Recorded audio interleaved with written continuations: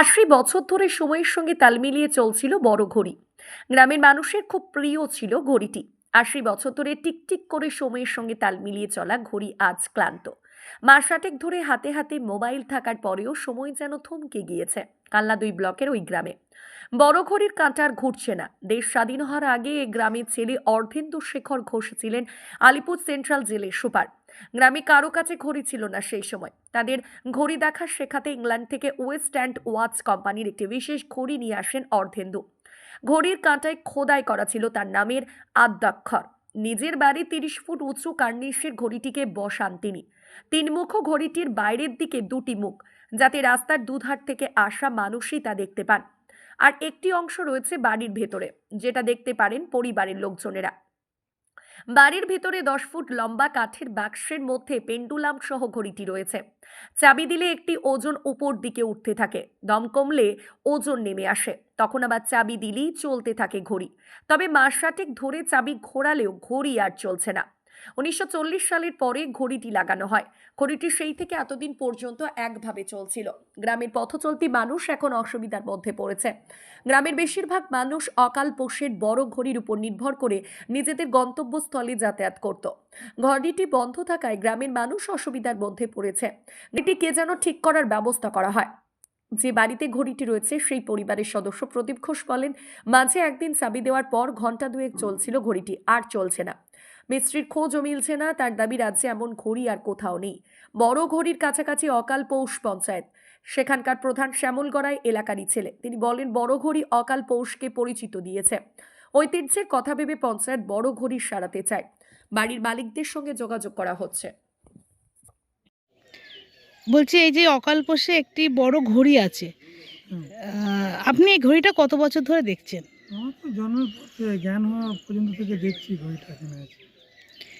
এই ঘড়িটা থাকাতে মানুষের কি সুবিধা হয়?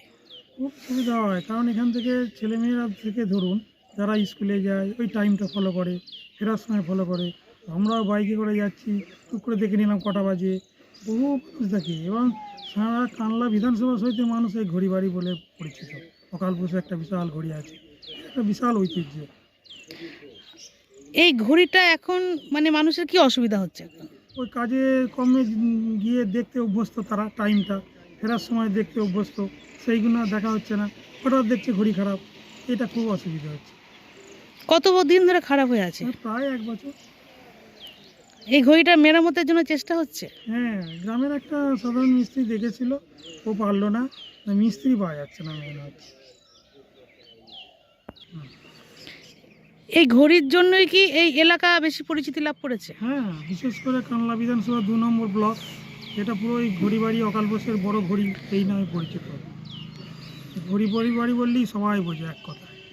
আচ্ছা, তো এই ঘড়িটা কত বছর ধরে তার রয়েছে অনুমান? অনুমান সেই ব্রিটিশ আমল থেকে, কারণ শুনেছিলাম ওর দাদু ওই ইংরেজদের ওখান থেকে এনেছিল, ইংল্যান্ড থেকে। আচ্ছা, কারণ ব্রিটিশ আমলেরই ঘড়ি, ওয়েস্টার্ন ওয়াচ নাকি নাম আছে ওতে। ওই আচ্ছা। এটা থাকেও গল্প করে নিচে এটা। তাহলে এই ঘড়িটা যে ঠিক হচ্ছে না, এখন কি চাইছেন আপনারা? আমরা চাইছি এটা সত্তর ওইটা সারানো হোক, তাতে আমাদের যদি আর্থিক হেল্প দরকার হয় আমরা করব। আপনার নাম? আমার নাম মহাদেব দাস, অকালপোষ। কতদিনের ঘড়ি? গড়িটা গড়িটা একটু পঁচিশ বছর আর এটা। আর গড়িটা বাড়িতে বাড়ি যখন তৈরি হয়েছে নিত্য তৈরি তাহলে আমাদের এই বাড়িতে লাগানো হয়েছে। আচ্ছা, কে এই ঘড়িটা নিয়ে এসেছিল? আমার দাদু অর্ধেন্দু টেটার দোর, কে ছিলেন তিনি? আলিপুর জেলে সুপারিনটেন্ডেন্ট। আচ্ছা, দিয়ে তারপরে তিনি কার থেকে কিনেছিলেন এই ঘড়িটি? একটা ইংরেজ টাইপের থেকে কত টাকার বিনিময়ে কিনেছিলেন? ৫,০০০ টাকার বিনিময়।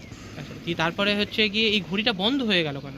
গড়িটা বন্ধ এর আরে অনেক দর বৃত্তি অনেক কিছু দেখে, কোনো দিন বন্ধ হয়নি। কী জন্য বন্ধ হলো আমি বুঝতে পারছি না।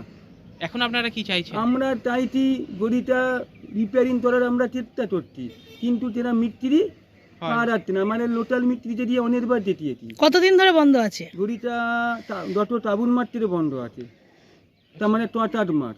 আচ্ছা, এখন কি মানে মিস্ত্রির সন্ধান চালাচ্ছেন আপনারা? হ্যাঁ, মিস্ত্রি টন্নান করাচ্ছি। আমার আত্মীয় তরুণ যারা রিলেটিভ আছে এই বাড়িতে, আরও যারা অন্টিদার আছে তাদের বলেছি, তারাও দেখছে মিস্ত্রি।